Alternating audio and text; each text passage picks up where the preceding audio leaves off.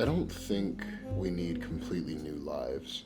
We just need to interrupt our routine long enough to remember that life can still become bigger than the version we keep repeating.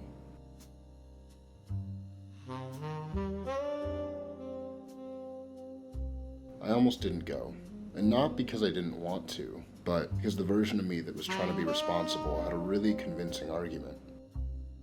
The money made sense, the work made sense, staying home also made sense, and I almost let another experience become something I talked about doing, but never actually did. I don't think anyone wakes up and decides to live life on repeat. It happens slowly. The same morning, the same coffee, same desk, same streets, and the same tabs open in your head. At first, it feels like structure.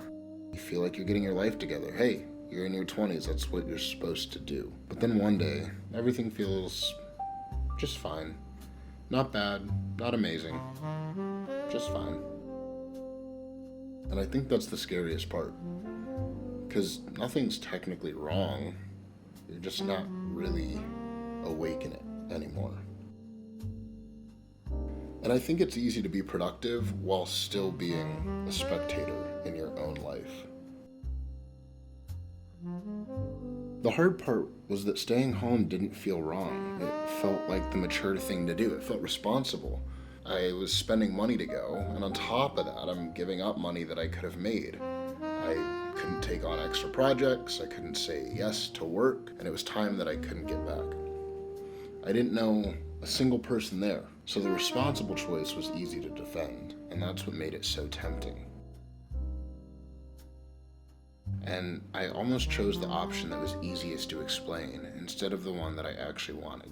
So, I packed up and sent it anyways.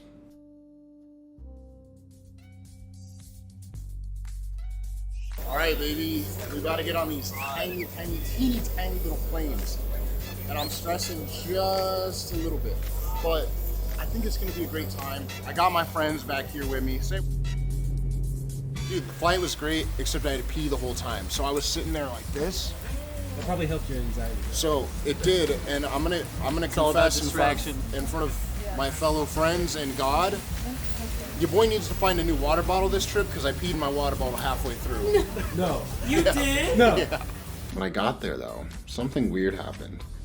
Being around strangers made me feel more like myself. Maybe it's because they didn't know the version of me I'm always trying to maintain. They didn't know where I felt behind, they didn't know what I was trying to prove, they didn't know the routines I kept disappearing into to feel productive. They just met me as I was. And for a few days, that was enough. For those few days, I wasn't behind, I wasn't proving anything. I was just there, making new friends, gathering new experiences. I'm learning how to dive and swim today. I do know how to swim, I just don't swim often. But there's gonna be a lot of learnings this trip. Diving, surfing. All right, I'm jumping. Pause. 10 months ago, I quit my full-time job. I was managing at a Lululemon, limited PTO, same thing, day in, day out. And from the outside, it made sense. Stable, structured, easy enough to explain. But I had this feeling that I wanted to create all the time. I wanted to see where it could take me. Then I met Alex, a complete stranger in a coffee shop, and somehow one conversation with someone I almost never met changed the entire direction of my life.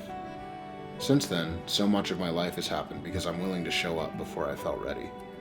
Last-minute flights, new countries, long hikes with people I barely knew, mountains, beaches, airports, and more than a few conversations I could never have planned for. And it made me think, how many versions of you never get discovered because you keep choosing the version that feels easiest to explain? But the thing about trips is that eventually you have to come home. You land, you unpack, you open the laptop, you make the same coffee, you walk the same streets again, and the life you left is still waiting there for you. And that used to make me sad, because the contrast felt so loud. There was a version of me that existed when I was traveling, and there was a version of me that came back home and fell into the same routines.